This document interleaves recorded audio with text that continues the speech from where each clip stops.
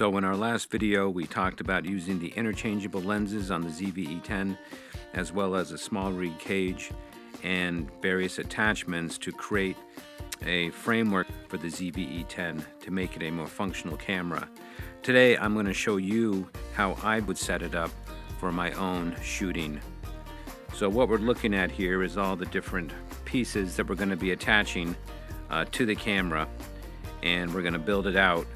And the idea here hopefully is that you get some ideas of how you can take a basic camera such as the ZV-E10 and make it into something that more exactly suits your needs and that provides the functionality that you need to do the type of shooting that you do. So let's get into this. So here we are now. We're starting with just the basics. This is where we left off at the end of our last video when we finished building out our ZV-E10 with the small rig attachments. We have the cage, we have the small friction arm, we have the clamp, we have the top handle, and we have the mountable hot shoe attachment point. So we're going to be taking this and we're going to be attaching things to this and making the camera that we want, that does the things we want it to do. So for me, the very first thing is sound. I do a lot of environmental filming, video, and I focus on ambient sound. And it is this one here. It is a Rode stereo microphone. I specifically chose it to meet my needs. Now, this microphone uses a cold shoe mount, and on the attachment layout we have created, we have basically 2 points for this. We have this cold shoe that we've attached on the right-hand side, and we have this cold shoe that we have in the top handle. I usually put this on this side here for no other reason than if I mount this onto this, it sticks way up. Now from here, with the ZV-E10, we could take our little microphone cord and we could kind of wrap it around the handle to keep it neat and plug it in to the microphone jack here on the side. And it will fit even with the cage attached. However, generally speaking, the built-in recording qualities of a camera are generally not as good as what you can get if you go with an external recorder. And because, again, I focus so much on sound in my videos, that is exactly what I do.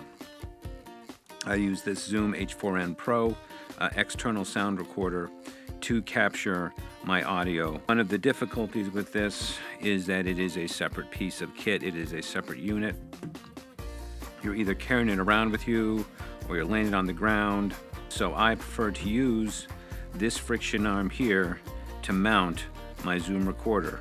So that is what we're going to do now, is we're just going to take it and mount it in here.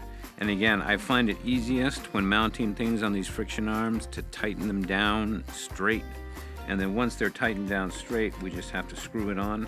Once we have it in place, then we can release the tension on the arm and then just kind of bring the whole thing to wherever you want it. And these arms are great because they really allow you to position your attachment at whatever place makes the most sense for you. But again, you play around with your exact layout just to get the layout that you want. We take the microphone cable, and there is a attachment point on the back port, the microphone jack where it goes into.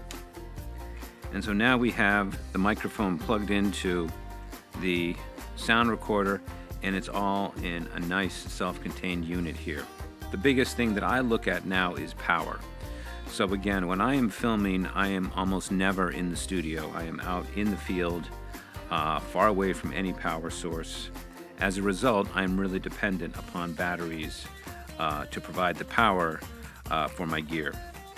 Now, one of the downsides to the ZV-E10 is that it comes with a fairly small battery that goes right in here. And it's not as small as some batteries, but it's pretty small. And it won't run for very long. I would say you'd probably get an hour out of it, maybe an hour and a half if you're filming 4K.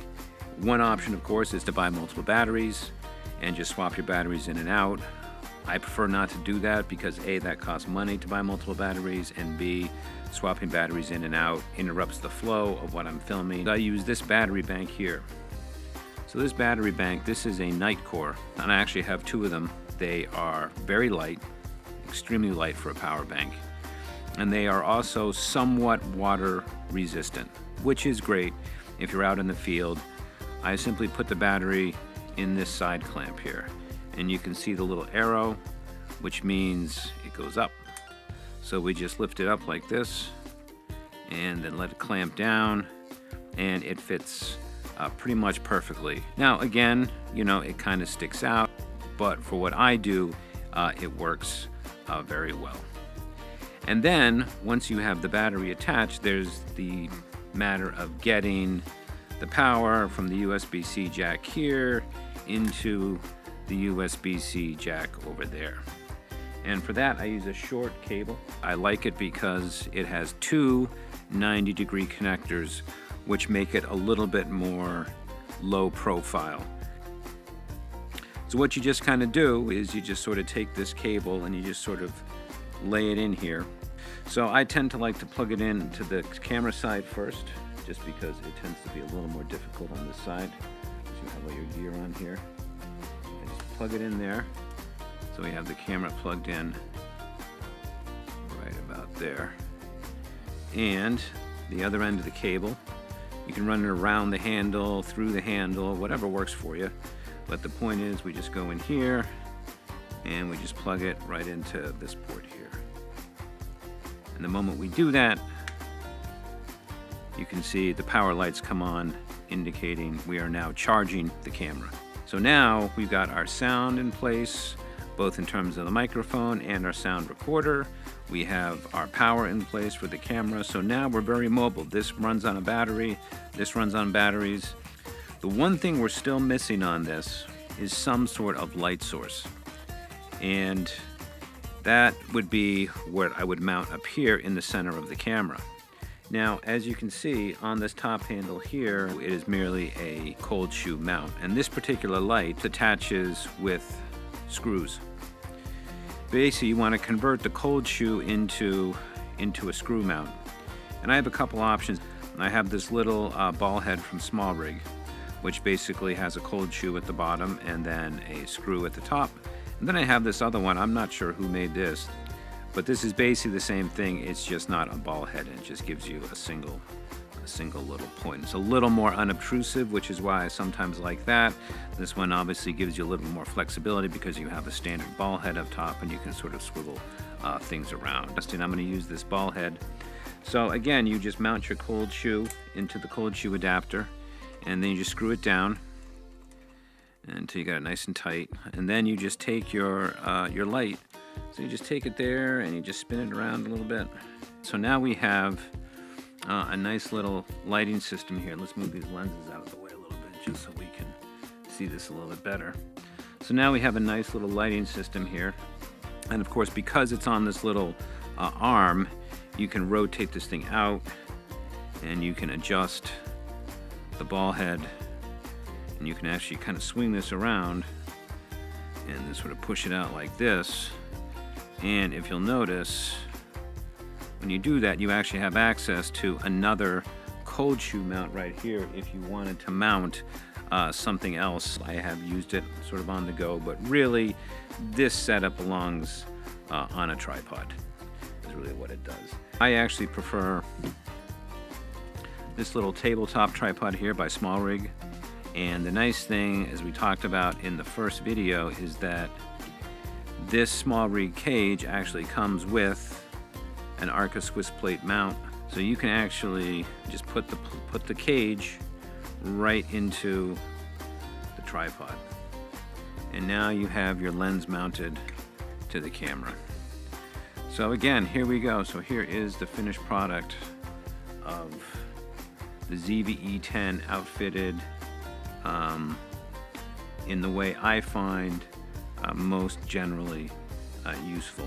As you develop your camera style, your filming style, as you develop what you like to film, you can do an awful lot with a camera that doesn't cost you an arm and a leg. it's my hope that by watching this video, you get inspired to create something that matches your needs, that matches your interest in filming, and that makes filming fun for you. So I hope you all enjoyed this video and the one before it. If there's anything in particular you're interested in seeing more about or learning more about, let me know, and I'll see if I can't do something specific to that. But in the meantime, take care, and thank you very much.